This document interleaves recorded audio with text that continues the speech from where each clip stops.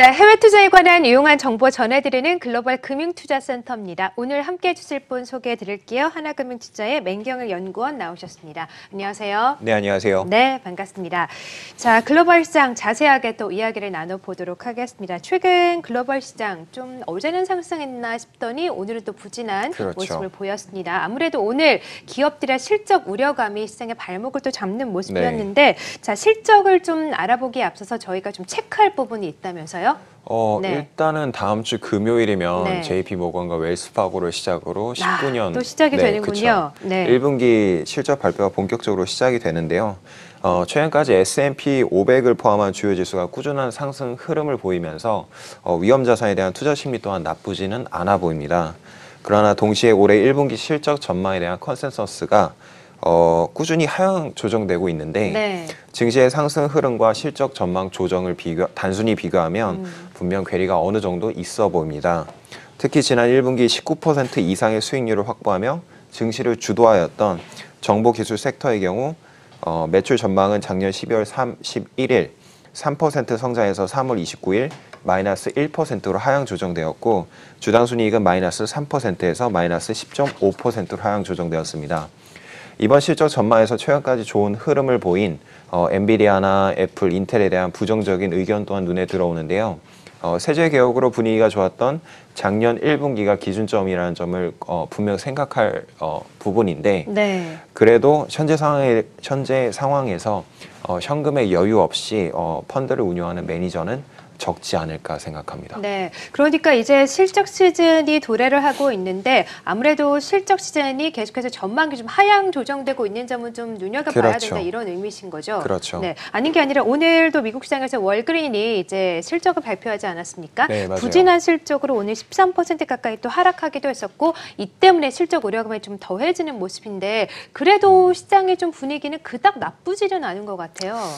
일단 월그린 부츠 얼라이언스는 회계 기간이 2월 28일로 마무리돼서 발표가 됐고 중요한 점은 이제 가이던스가 한 번 더 하향 조정됐다는 점이 반영됐다는 거. 가이던스를 굉장히 중요하게 보더라고요. 그렇죠. 그걸 좀 보시는 게 좋을 것 같고요. 이번 주 발표된 그 중국과 미국의 제조업 관련 경제 지표가 시장에 호조로 작용하면서 위험 자산에 대한 투자 심리 또한 아직까지 나쁘지 않은 건데요. 더해서 시장 정보 조사 기관인 팩트셋에 따르면 2019년 S&P 500 전망은 3,093포인트의 컨센서스가 형성되어 있어 그렇습니까? 2019년 증시 전망 또한 나쁘지는 않아 보입니다. 개인적으로 그러나 전문가들이 이야기하는 글로벌 경제 성장률 둔화가 실제로 어느 정도의 둔화인지 확인하는 시간이 필요하다고 생각하는데요. 단순하게 증시의 흐름을 현실과 기대로만 설명한다면 지난 1분기 시장의 21%를 차지하는 정보기술 섹터가 S&P 500 대비 6%의 초과 수익률을 기록했다는 점은 부담으로 보입니다. 미국과 중국과의 무역 협상이 긍정적인 분위기를 이어나가고 양국과 모두 긍정적인 제조업 전망을 이야기하고 있지만 아직은 경제 성장률 둔화를 야기한 관세가 유효하게 작용하고 있다는 점도 상기할 필요가 있고요.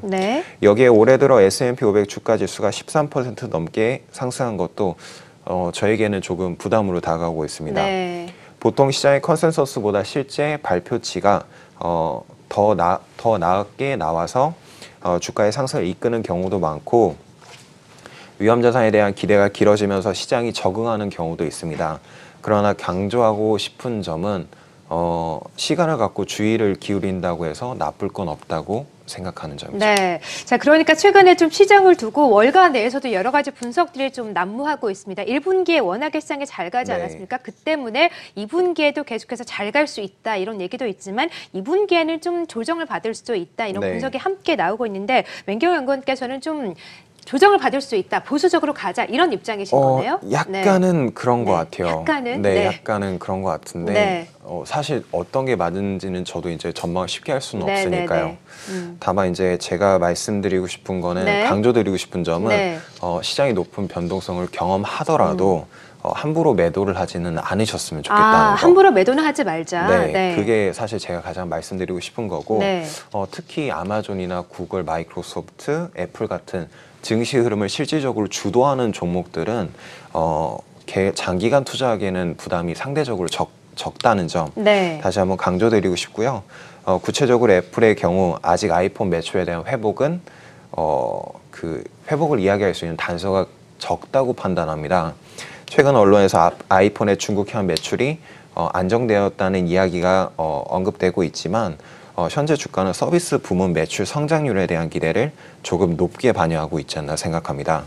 아이폰 경제 제품으로 분류되는 삼성의 갤럭시 시리즈가 중국 내에서 판매 호조를 이어가고 있다는 점도 주의할 필요가 있을 것 같습니다. 네. 자, 그러니까 맹경일 은건께서는 좀 변동성이 심한 장세가 오더라도 함부로 좀 매도를 하지는 말자라고 그렇죠. 하시고 또 우리가 흔히 알고 있는 전통주들 애플이나 구글, 마이크로소프트, 애플 같은 종목들은 좀 길게 가져가는 것도 네. 나쁘지 않다 이렇게 보고 계시네요. 오늘 또 애플이 아이폰 성능 좀 개발이 됐고 중국 내에서 매출이 좀 증가했다 이런 소식이 나오면서 또 오늘 시장에서 좋은 모습을 보였거든요. 네. 이런 점도 참고를 해보시면 좋을 것 같다는 생각이 드네요.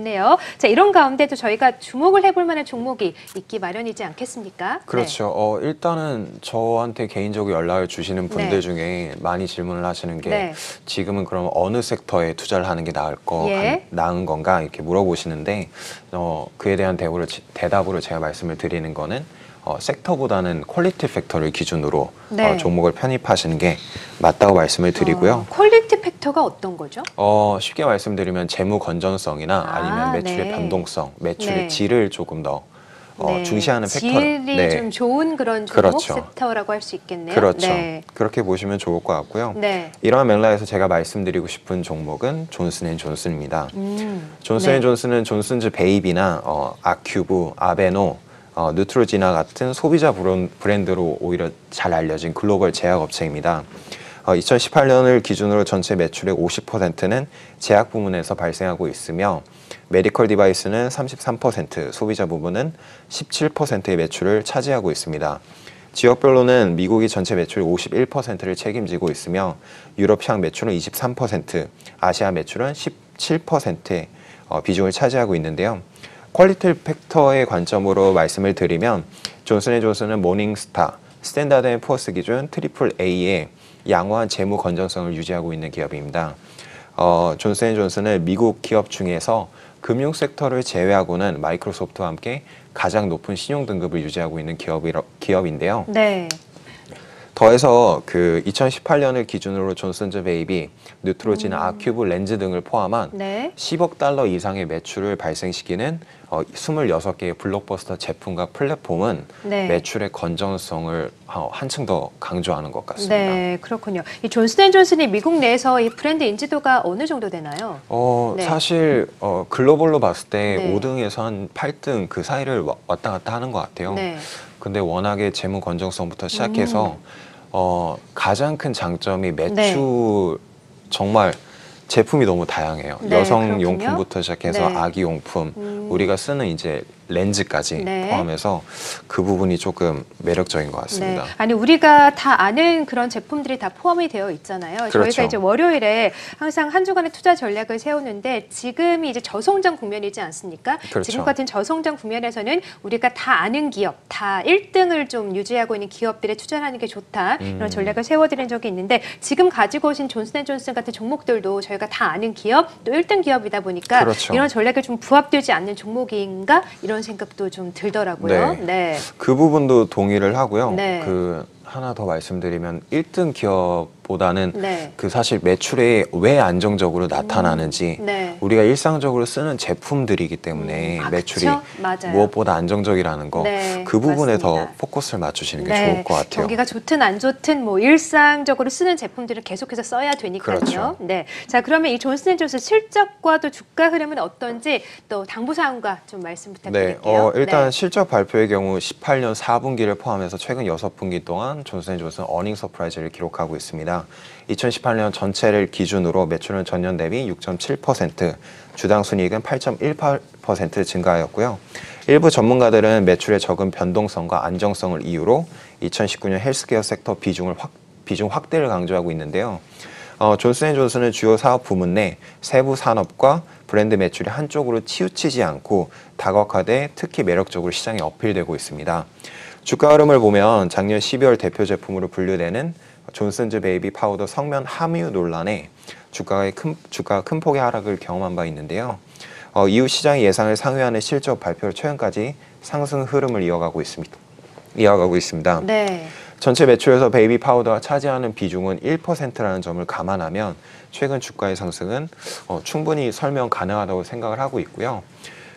더해서 마지막으로 말씀드리고 싶은 거는 최근 한 달 동안에 같은 이야기를 반복해서 말씀드리는 것 같습니다. 지겨우실 수도 있지만 올해 리스크 관리는 무엇보다 중요하다고 생각을 하고 있고요. 네.